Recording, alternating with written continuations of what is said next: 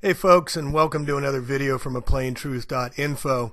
We've got an incredible interview from a fire captain who also has been training fire captains, who has experience for over 30 years. This is one of at least two interviews we're doing with firemen, local firemen who are going on record to tell us what happened in these fires and their versions. But anyway, let's listen to Captain John Lord. He lives in Lake County. He's going on record. He's a very brave and very smart man. And this is his story about what he feels happened on the night of October 9th and what his take on from his professional of over 30 years experience happened in these fires here that started October 9th, middle of the night. 80-mile-an-hour winds, whipped up nowhere, blue lights everywhere, and caused over 2,000, 3,000 degree temperatures, and took up over in this area over 4,700 homes. But there's fires going on everywhere, folks. All right, Mr. John Lord, here we go. What a career. We're November 1st, Santa Rosa, California. We're here with Captain John Lord. And John's going to tell us about his experiences since the fires began October 9th. John? So, October 9th, my sister was up at my house in Lakeport, and they left around 5 o'clock in the afternoon, and I texted her a couple of times as they were driving home. This is Sunday night? This is Sunday night, this Sunday afternoon. Okay. Not realizing that anything was going on.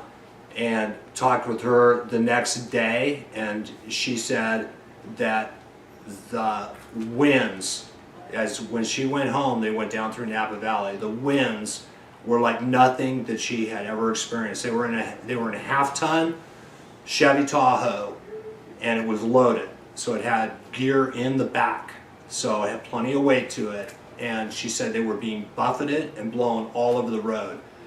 Fortunately, her boyfriend was driving, and he was absolutely shell-shocked by the time they got to Danville.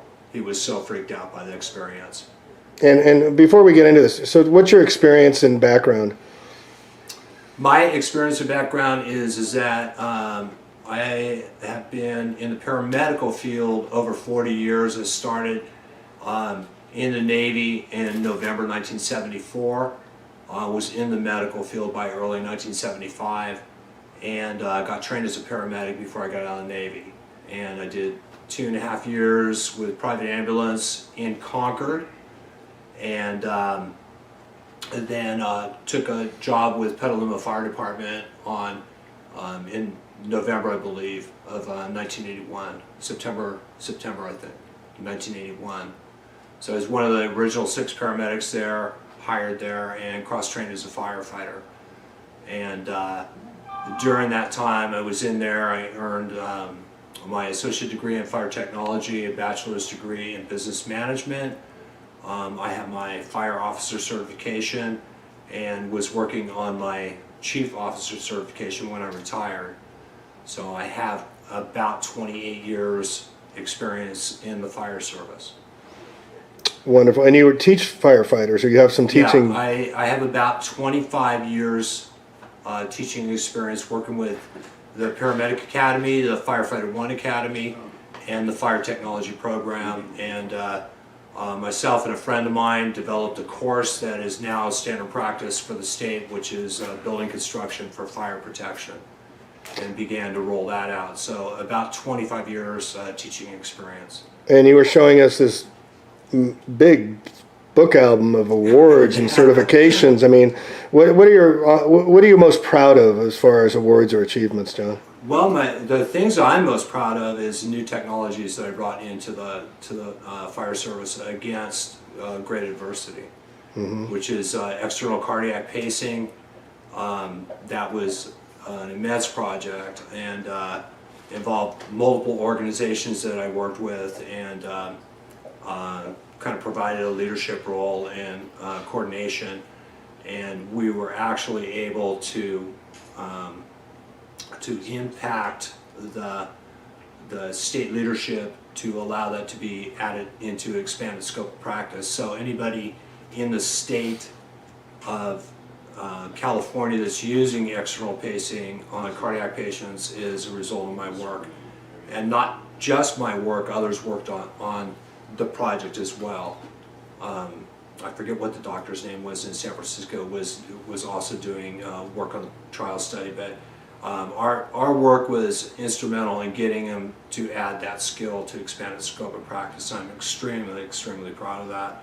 I also led a task force in Sonoma County to build a quality improvement program, an integrated program within the county, and I'm very proud of that work. And finally, probably the third thing is getting advanced life support services added to our frontline engines in our truck in the city of Petaluma. So we had the equipment. When there was a paramedic assigned to the engine, they actually had the equipment to be able to work and provide that level of care. Gotcha. And so going back to the night of the fire, so we're talking the afternoon, Sunday afternoon, the 8th, I believe, and I'm here in Santa Rosa, and I didn't notice any change until about 10:30 at night. I mean, I wonder, you live nearby here, and until your daughter called, were you aware the weather was changing? It's my sister. Your sister, I'm sorry. Were you aware anything was going on? There was nothing going on in Lakeport. The winds were absolutely still, and there was nothing going on. No evidence of any aberrant weather, any fronts coming in, anything like that. So when did you start to notice? When did you first occur something was going on? When I first found out about it was the following morning. And phone call or? I connected with my sister. She told me what had happened. I became aware of the fires, and started kind of doing reconnaissance on them. Because we had in Lakeport, if you look at a large map, we had basically fire on three sides of us.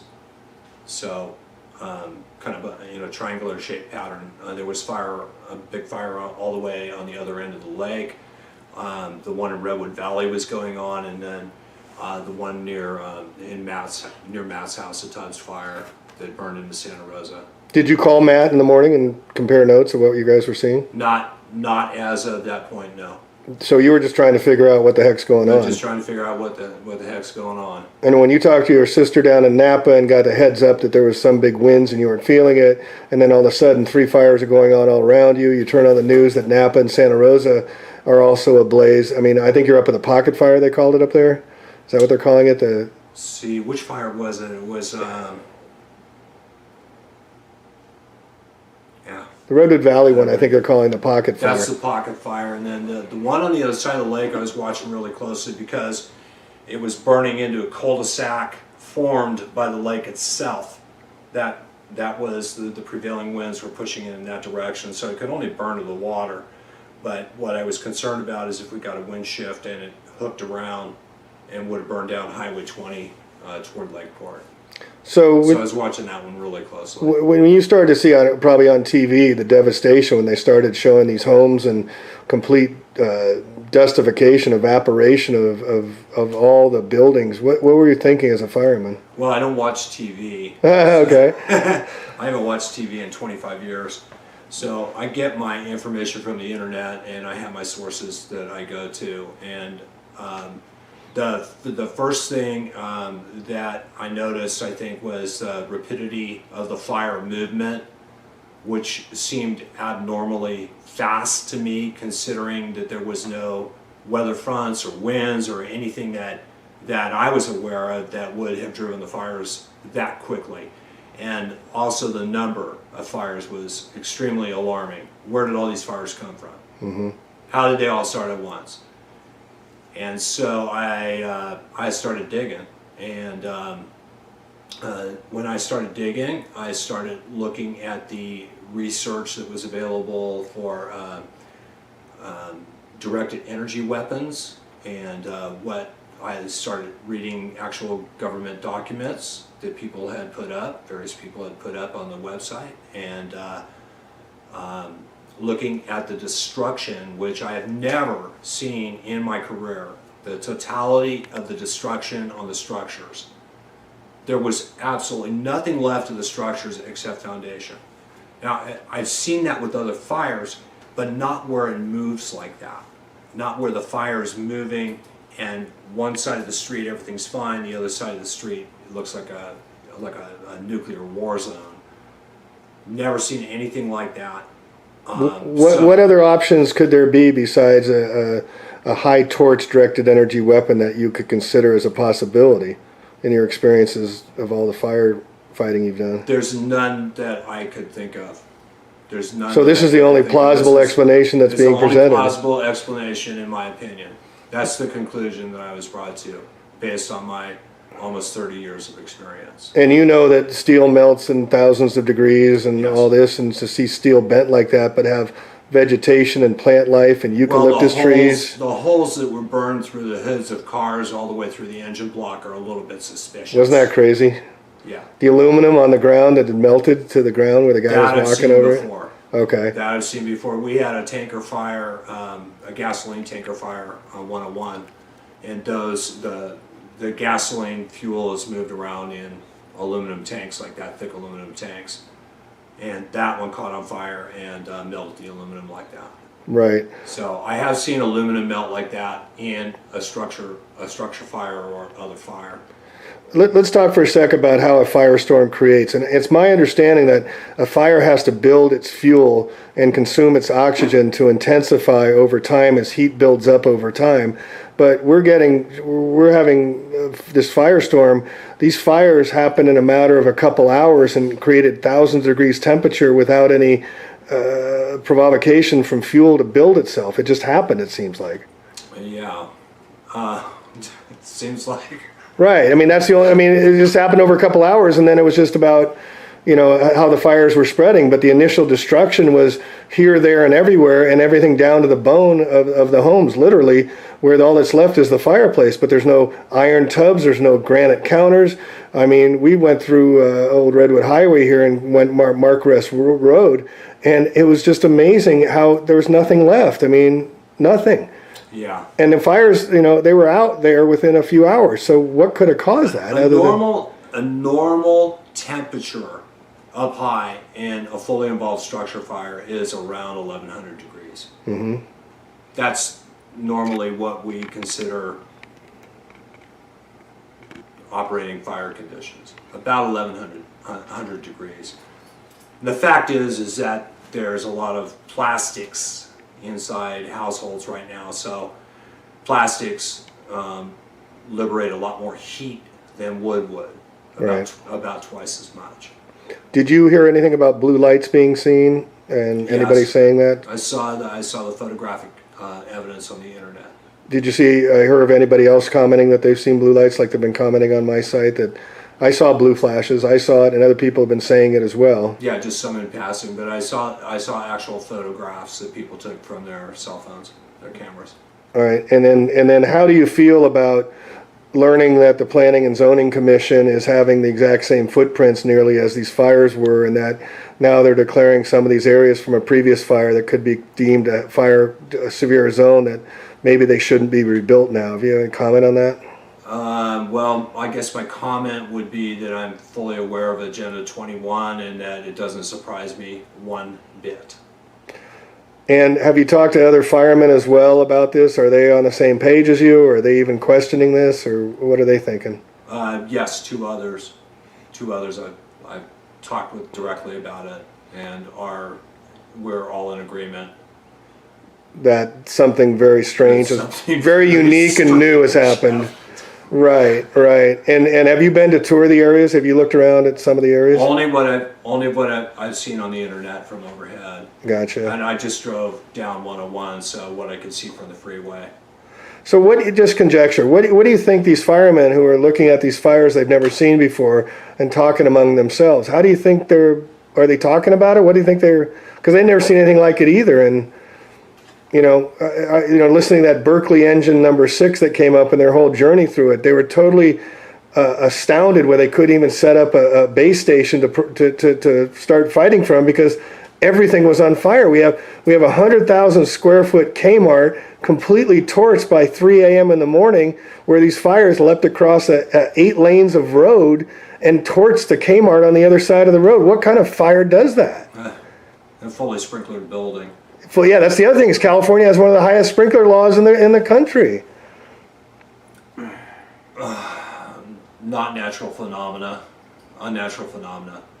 Like I said, I've never seen anything like it. And the other thing is that amongst some of the courses that I worked on, I taught a course, co-taught with others. That's where this t-shirt comes from.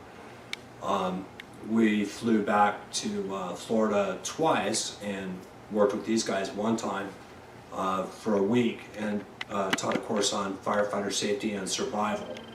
And so I have done a lot of case studies on different fires, both wildland and structural fires where firefighters have been killed. And I am telling you, based on my studies of actual case studies, that I've never seen anything like we just experienced in Northern California.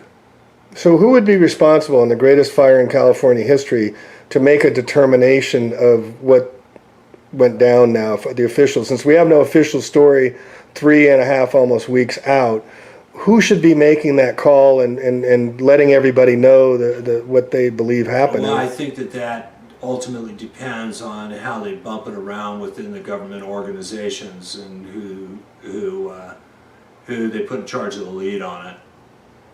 And do you have any? I mean, they won't come out and say directed energy weapons. They can't. Not likely. And so they're having tornado fire. I've heard bandied about Diablo winds, which I've lived in Northern California all my life. I never heard that term before until they just started throwing it out there. PG&E poles. Serial arsonist. Serial arsonist. Yeah, they have somebody was saying there was some jeans on fire on a road with matches in it.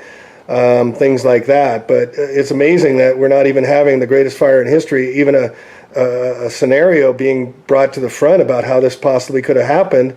But yet over 100,000 people are lost their homes, and now they're meeting tomorrow with the EPA and FEMA, who've moved into Santa Rosa along with the military police, and they're going to dictate what these people's lives are going to be going forward if we don't get to them and start helping them ourselves, right? Right. And you were talking about the spiritual journey. You want to talk about how this is a spiritual war? You want to get into that at all? Not really right now, but I would like to say this, is that my heart goes out to all those people that have been victimized by this fire in one way or another. Those that were lost, those that were injured, those that lost property in their homes.